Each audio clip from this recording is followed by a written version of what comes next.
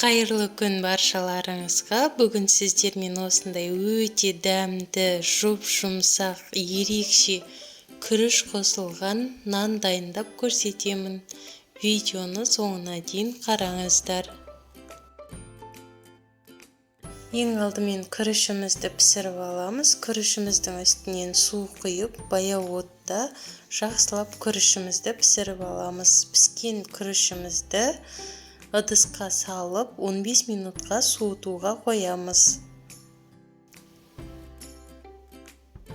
Жылы сүтіміздің үстінен ашытқы, тұз, қант салып 15 минутқа қойып қоямыз. 15 минут тұрған күрішіміздің үстінен сүтімізді құйып, ұн салып, орташа жұмсақтықта қамыр ашытатын боламыз. Ұнымызды міндетті түрде електен өткізіп аламыз. Мен ұнның барлығын бірден қосып жібермей, 3 бөлікке бөліп отырып салдым. Сол кезде нанымыз өте жақсы ашитын болады.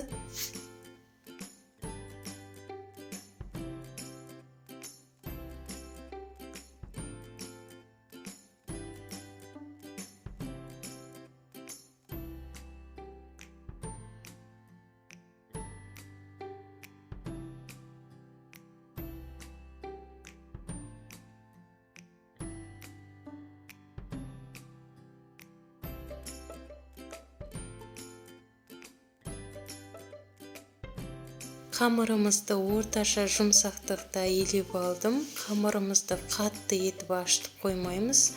Нанымыз көтерілмей, өте қатты болып пісетін болады. Қамырымыздың үстінен 2 ас қасық сұйық май құйып, қамырымызды жақсылап тағы да елеп ашытуға 1 сағат немесе 1,5 сағатқа жылы жерге қойып қоямыз.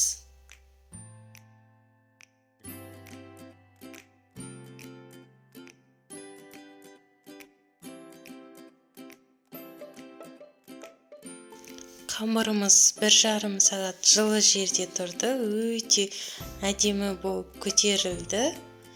Енді қызып тұрған пеште жарты сағат 160 градуста пісіретін боламыз.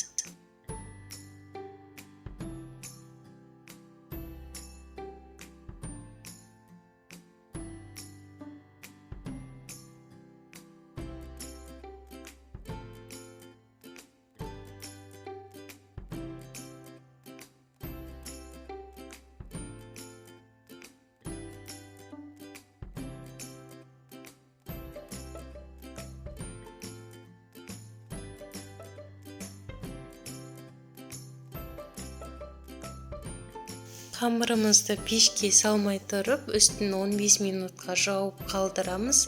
Қамырымыз өте жақсы көтеріледі.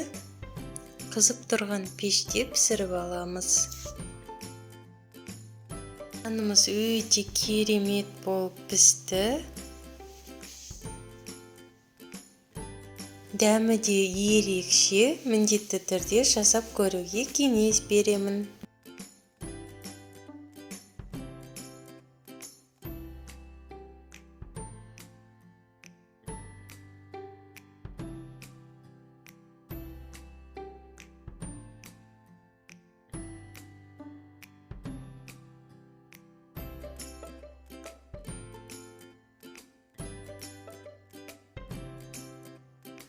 Жұмсақ, өте дәмді, ауызға салғанда еритін болып пісті.